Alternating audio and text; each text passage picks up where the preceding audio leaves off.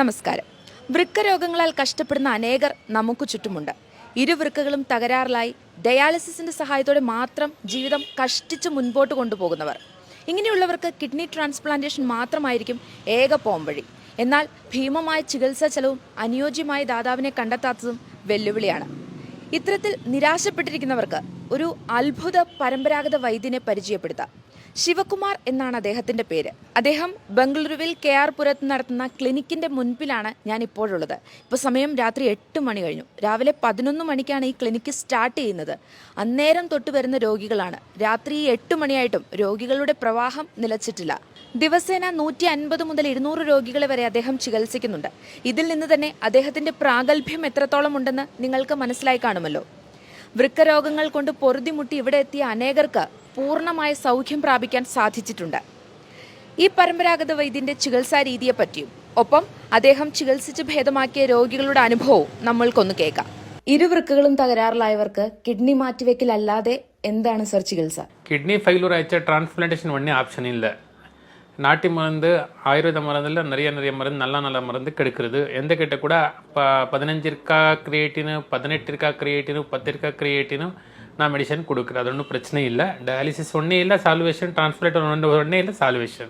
ഇത് നാഗരത്ന. ഇത് അവരുടെ ഭർത്താവാണ്. നാഗരത്നയ്ക്ക് 39 വയസ്സാണ്. 2 മക്കളുണ്ട്. 2022 2 കിഡ്നി ഫെയിലിയറായി ഇവർ ഹോസ്പിറ്റലിൽ പോകുന്നത്. പല ഹോസ്പിറ്റൽസിൽ പോയി ചികിത്സയ്ക്ക് വേണ്ടി ഒരുപാട് കാശ് മുടക്കേണ്ടി വന്നു. ആഴ്ചയിൽ 2-3 വട്ടം ഡയാലിസിസ് ചെയ്യണമായിരുന്നു. അതിൻ്റെ പാടുകളാണ് ഈ കയ്യിൽ അവശേഷിക്കുന്നത്. അങ്ങനെ ഒരുപാട് കാശൊക്കെ ചെലവാക്കിയിട്ടും അതിനൊരു റിസൾട്ട് കിട്ടിയില്ല. അപ്പോഴാണ് ഡോക്ടർ ശിവകുമാറിനെ കുറിച്ച് കേട്ടത്.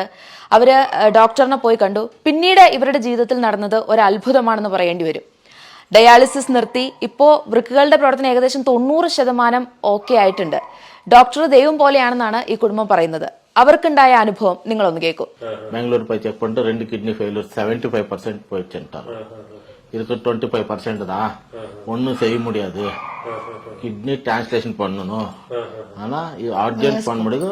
ஒரு 3-4 மாசம் கொஞ்சம் பாடி கிளியர் பண்ணிட்டு தான் அப்புறமா தான் கிட்னி டிரான்ஸ்லேஷன் பண்ணணும்னு சொல்லிட்டு அப்ப இருந்து டயாலிசிஸ் ஸ்டார்ட் பண்ணிட்டாரு. டெய்லி வாரத்துக்கு 3 நாள் டயாலிசிஸ்.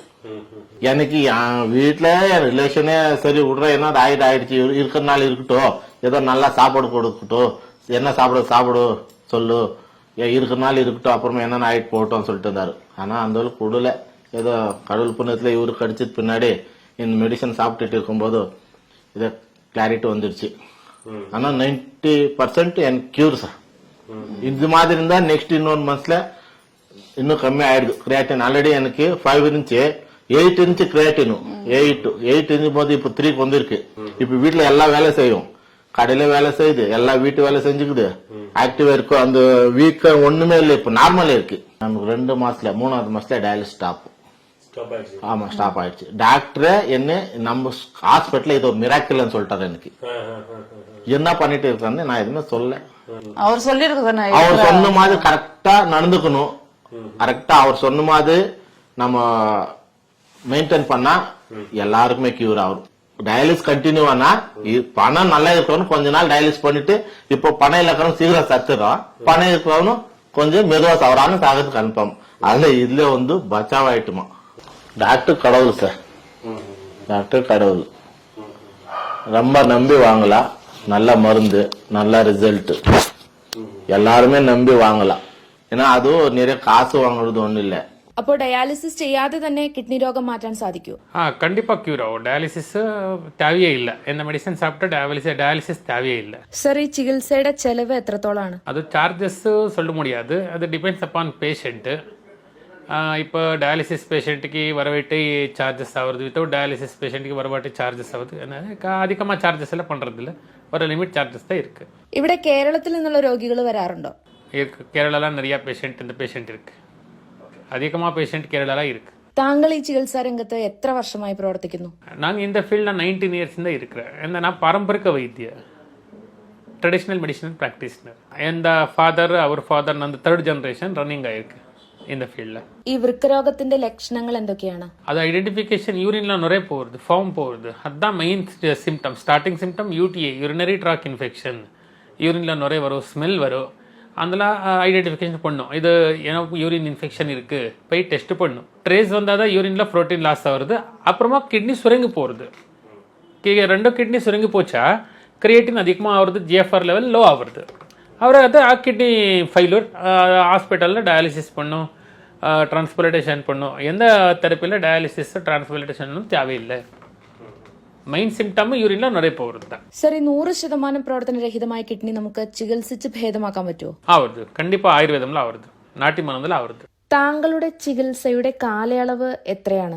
അത് ഒരു പേഷ്യൻറ്റിക്ക് 3 മാസം ആവരുത്, ഒരു പേഷ്യൻറ്റിക്ക് 6 മാസം, ഒരു പേഷ്യൻറ്റിക്ക് 10 മാസം ആവരുത്. മിനിമം 1 ഇയറിൽ ഞാൻ ക്യൂർ പണി കൊടുക്കുறேன். വൃക്ക രോഗികളോട് താങ്കൾക്ക് നൽകാനുള്ള ഉപദേശം എന്താണ്? ഒന്നും അഡ്വൈസ് ഇല്ല. ഡയാലിസിസ് ഒന്നേ പെർമനന്റ് സൊല്യൂഷൻ ഇല്ല, டிரான்ஸ்பிளான்டேஷன் ஒன்னே பர்மனெண்ட் சொல்யூஷன் இல்லை. ஆயுர்வேதமில் நிறைய மெடிசன் இருக்குது. எந்த கட்டு கூட நல்ல மெடிசன் கிடைக்கிறது. ஆரம்ப வாங்க, நம்பிக்கையிட்டு வாங்கணும். டென்ஷன் எடுத்துக்க கூடாது. கிரியேட்டின் அதிகமாகிடுச்சு, கிட்னி போயிடுச்சு, லைஃபே போயிடுச்சு, அதெல்லாம் ஒன்றும் இல்லை. டென்ஷன் எடுத்தால் வியாதி அதிகமாக வருது, ஜாஸ்தியாக வருது. டென்ஷன் ஃப்ரீயாக இருக்கணும், மெடிசன் சாப்பிடணும், ക്യൂർ பண்ணணும். കിഡ്നി സംബന്ധമായ അസുഖങ്ങൾക്ക് മാത്രമല്ല, ക്യാൻസർ, സന്ധിവേദന, ചർമ്മരോഗങ്ങൾ എന്നിവയ്ക്കും ഈ വൈദ്യന്റെ പക്കൽ പരിഹാരമുണ്ട്. നമ്മുടെ നാട്ടിലും വൃക്ക രോഗികൾ കൂടി വരികയാണല്ലോ. ഈ വീഡിയോ കണ്ടുകൊണ്ടിരിക്കുന്ന നിങ്ങളുടെ പരിചയത്തിൽ ആരെങ്കിലും കിഡ്നി ഫെയിലിയർ സംഭവിച്ചവരുണ്ടെങ്കിൽ അവർക്ക് ഈ വീഡിയോ ഒന്ന് ഷെയർ ചെയ്തു കൊടുക്കുക. ഒരുപക്ഷെ അവരുടെ അവസാന അത്താണിയായേക്കാം ശിവകുമാർ എന്ന ഈ പരമ്പരാഗത വൈദ്യൻ.